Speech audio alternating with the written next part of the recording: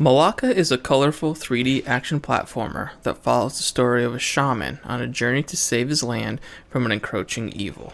The story is fairly by the numbers, until you factor in that it's based on Native American mythology, specifically the Tarahumara of northern Mexico. I very much enjoyed the early hours of Mulaka, but as I progressed, the combat began to wear thin and repetitive. The story also stopped providing much of an incentive to push forward. Mulaka is a beautiful game that features tight combat and interesting lore, but it may be a little too long for its own good. The opening hours of Mulaka had me captivated. I was immediately taken by the breathtaking, cohesive art style. It's a very simple style that conveys a lot through a little. You can see great distances, and this leads you to push forward and explore every nook and cranny.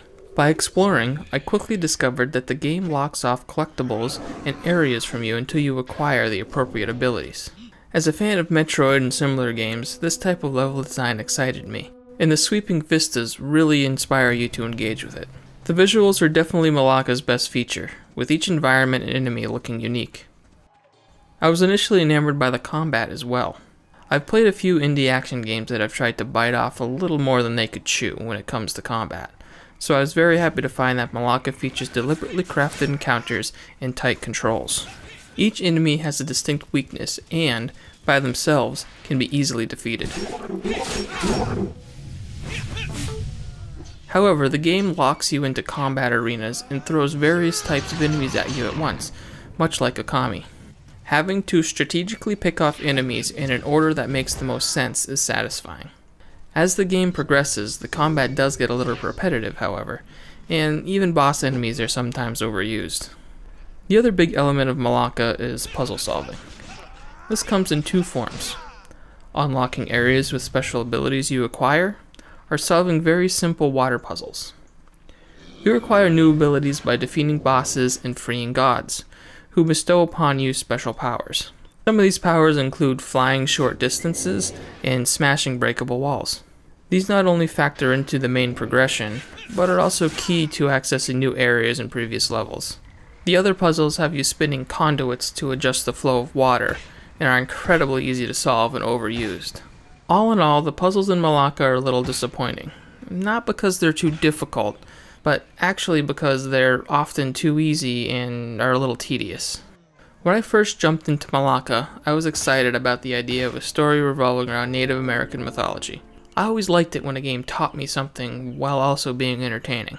And while I enjoyed the story, I never felt like it dove as deep as it could have into its source material. Most of the lore is hidden away in the menus and attached to enemy descriptions. When it does pop up in the natural progression, it feels too much like traditional fantasy rather than a unique take on an old formula. In this respect, I lost interest in the story about halfway through.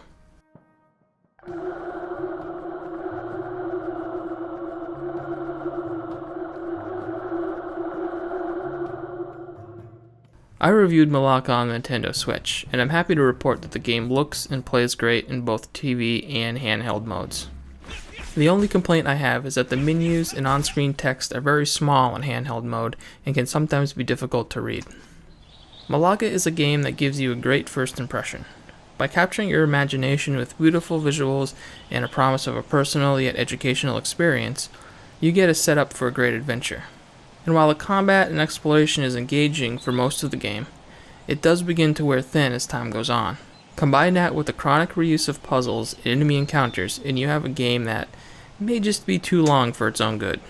It's a shame because in a tighter package, none of these things would have stood out. On the other hand, I think Mulaka is an important game because of where it's coming from, and you should pick it up if you're interested in supporting these kinds of passion projects. Just be aware of its potential shortcomings.